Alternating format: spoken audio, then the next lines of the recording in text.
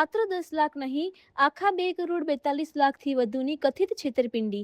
પાણીના પ્લાન્ટના નામે કરોડો રૂપિયાનો ખેલ સામે આવ્યો છે. જૂનાગઢ જિલ્લાના કેશોદમાં પાણીના પ્લાન્ટ અને રોજગારની લાલચ આપી કરોડોની કથિત છેતરપિંડીનો મામલો સામે આવ્યો છે. ફરિયાદ મુજબ નોઈડાની એક કંપનીએ પ્લાન્ટ લગાવી આપવાની અને દર મહિને ઉત્પાદન ખરીદવાની ખાતરી આપી હતી. બાદમાં અલગ અલગ હપ્તામાં 42 લાખથી વધુ રોકડ રકમ લીધા છતાં કરાર મુજબની સેવા અને ખરીદી કરવામાં આવી નહીં હોવાનો આક્ષેપ છે. આ મામલે 11 આરોપીઓ સામે કેશોદ પોલીસ સ્ટેશનમાં FIR નોંધાઈ છે, જ્યારે સમગ્ર કેસની વધુ તપાસ પોલીસ દ્વારા હાથ ધરવામાં આવી રહી છે. રિપોર્ટર શોભના બાલશ, કેશોદ.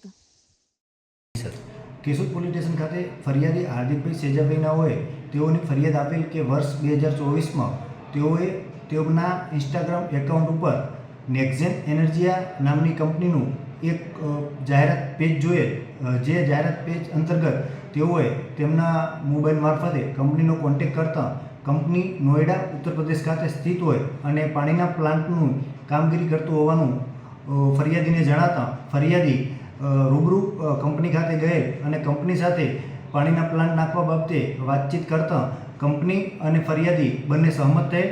ત્યારબાદ કંપનીએ ફરિયાદીને તેઓની કંપનીમાંથી જ પાણીના પ્લાન્ટના જે મશીનરી છે તે ખરીદવી પડશે તેમ જણાવી ફરિયાદી પાસેથી અલગ અલગ સમયે કુલ 2,42,00,000 જેટલી રકમ મેળવી લઈ ફરિયાદીને 90 BPMની જગ્યાએ 60 BPMના મશીનો આપી તેમજ ફરિયાદીનો પ્લાન્ટ ચાલુ થતાં ફરિયાદી પાસેથી પાણીની બોટલની ખરીદી ન કરી કંપનીના જવાબદાર અધિકારી સચિન શ્રીવાસ્તવ, પિયુષ દ્વિવેદી, આયુષ દ્વિવેદી, મયંક શર્મા, સંજય ગુપ્તા તેમજ અન્ય કર્મચારી વિનય ત્યાગી, આનંદ દ્વિવેદી, સત્યેન્દ્રસિંહ ચૌહાણ, વિજય ચૌહાણ, KCH SE પાંડા અને સંજય વાલિયાનાઓએ પૂર્વ આયોજિત કાવતરું રચી ફરિયાદી સાથે વિશ્વાસઘાત છેતરપિંડી કરેલ હોવાની ફરિયાદ આધારે ફરિયાદીની ફરિયાદ લઈ ગુનો નોંધી આ કામની આગળની તપાસ હાલમાં ચાલુ છે.